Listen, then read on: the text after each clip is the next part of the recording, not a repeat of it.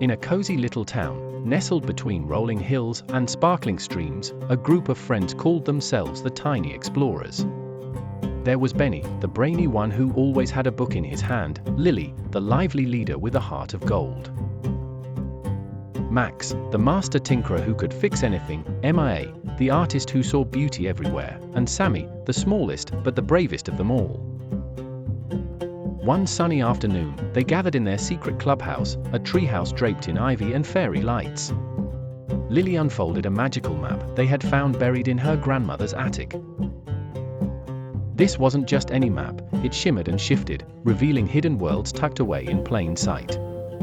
With excitement bubbling over, they decided to set out on a new adventure. "Let's go to the Garden of Giants," Benny suggested.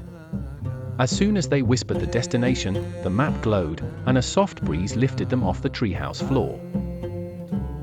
When they landed, they found themselves in a garden where the grass was taller than trees, and insects were the size of cars.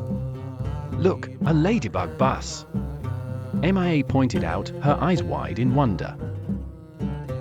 The tiny explorers climbed aboard the friendly ladybug, who introduced herself as Dottie.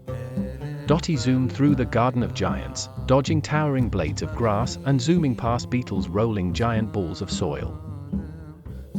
"Hold on tight," Dottie chimed as she zoomed past a bustling ant city where ants were constructing skyscrapers out of twigs and leaves. The tiny explorers marveled at the intricate designs, wondering how such tiny creatures could build something so grand. But their awe turned to concern when they heard a cry for help. "Over here," a tiny voice squeaked.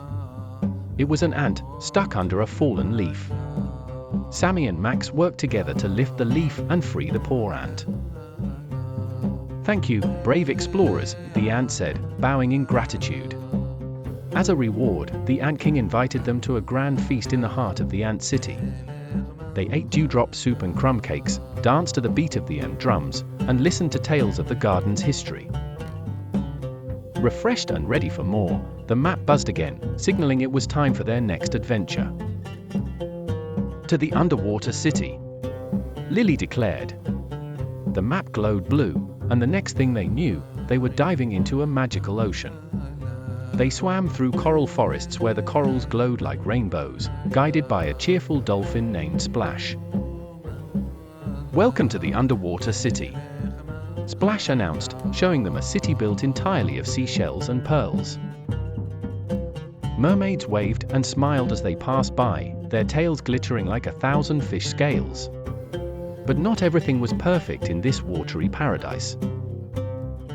An eerie, dark cloud loomed over the city, scaring away the fish and making the water murky. "It's the shadow of the grumpy sea urchin," Splash explained.